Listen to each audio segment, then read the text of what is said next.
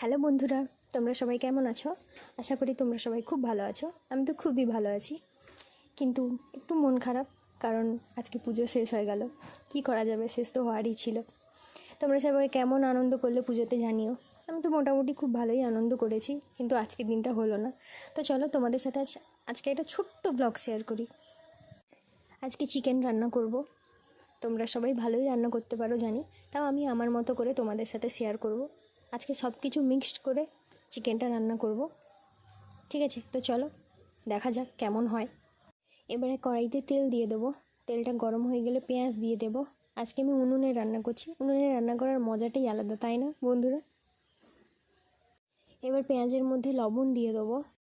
পেঁয়াজগুলো মরে গেছে। এবার কড়াইয়ের মধ্যে রসুন বাটা, আদা বাটা দিয়ে দেবো। রসুন আর আদা আগে থেকেই বেটে রেখেছিলাম, তাই দিয়ে দেবো। তারপরে লঙ্কা গুঁড়ো, হলুদ গুঁড়ো, কাঁচা লঙ্কা ওপর থেকে ছড়িয়ে দেবো। বলেছিলাম না সব মশলা একসাথে দিয়ে করব, তাই এগুলো সবগুলো একসাথে দিয়ে দিলাম। টমেটোটা একটু পরেই দেবো, এখন স্কিপ করছি। এবার সব মশলাগুলোকে একসাথে ভালোভাবে নাড়াচাড়া করে নেবো। মশলাগুলো মরে যায় যাতে তাড়াতাড়ি। লবণ দেওয়া আছে, তাড়াতাড়ি মরেই যাবে মশলা। এবার মশলার মধ্যে মাংসটা দিয়ে দেবো। মাংসটা দেওয়ার পরে ভালোভাবে নাড়াচাড়া করতে হবে, যাতে মাংসটার ভেতরে মশলাটা ভালোভাবে ঢুকে যায়। মাংসটার ভেতরে মোটামুটি মশলাগুলো ভালোভাবেই ঢুকে গেছে। এবার ঢাকনাটা খুলবো। ঢাকনাটা খুলে টমেটোগুলো দিয়ে দেবো। টমেটোগুলো একটু গলে গেছে। এবার আগে থেকে ভেজে রাখা আলুগুলো এবং একটুখানি পেঁপে দিয়েছি, কারণ আমি একটু পেঁপে খেতে ভালোবাসি, আমার মাও পেঁপে খেতে ভালোবাসে, তাই দিয়ে দেবো। দিয়ে একটু নাড়াচাড়া করব, তারপরে আবার ঢাকনা দিয়ে রেখে দেবো। 5 মিনিট অন্তর অন্তর করে ঢাকনা খুলে মাংসগুলোকে নেড়ে নেড়ে রাখতে হবে, তাই আমি নেড়ে নিচ্ছি।